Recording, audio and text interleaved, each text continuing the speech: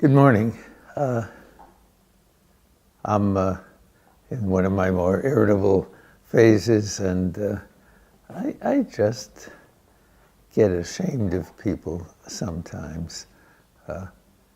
This addiction thing and taxing it to dissuade people from using this damn stuff. It's supposed to dissuade. It's supposed to have a good purpose. It doesn't dissuade anybody. If you're an addict, you're an addict.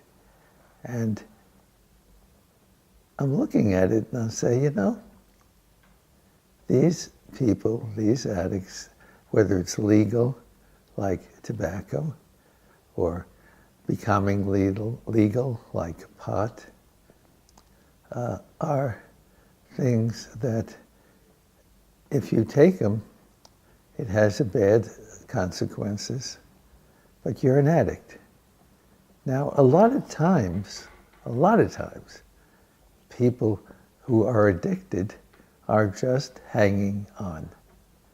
Their life is disorderly, and they may not be working, and they don't really need anything more to dissuade them from what's happening.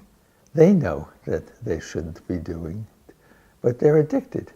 So if you have a habit of 3 packs of cigarettes a day, and there are many who do, you have no control over it. You're going down the tubes, and you're trying to hang on. And in a lot of them, an awful lot of them now, more and more, they're fighting homelessness.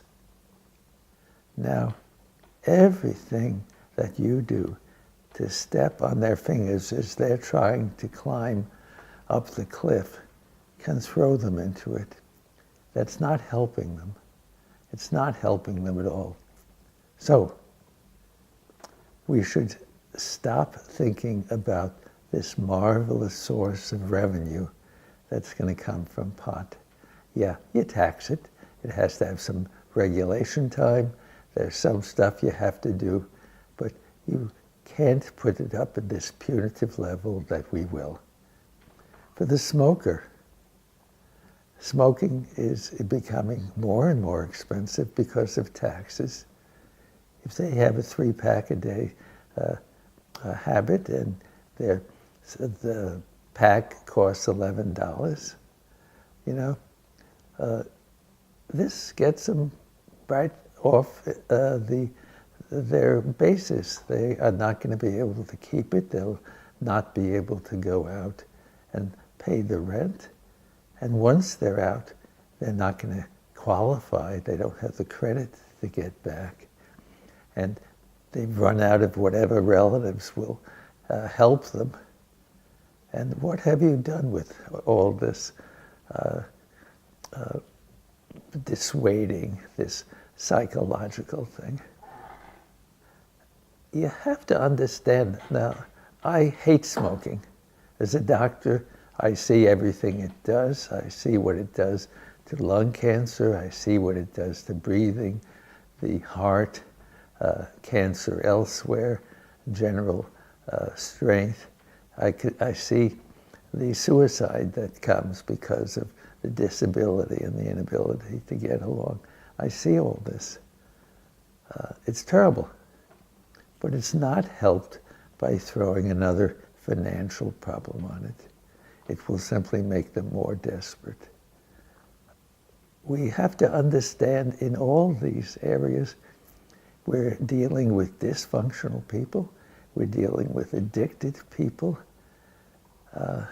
and we're dealing with people who can't be motivated psychologically. We can't say that we are going to do something for them psychologically, make them more independent. We don't have that kind of control. So what I'm appealing for is that we just put on what is minimum. We do our absolute best to treat all these problems as medical things. There are some things that help with cigarettes. There are a bunch of things which help with heroin. These things should be treated medically.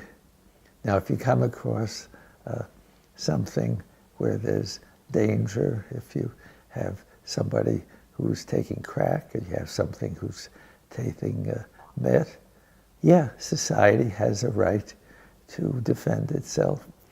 Even if it's not going to be successful, there's no way we can sit by and let something like meth and cocaine come by. We have to fight it, even if we're, kind of sure that we won't do too much.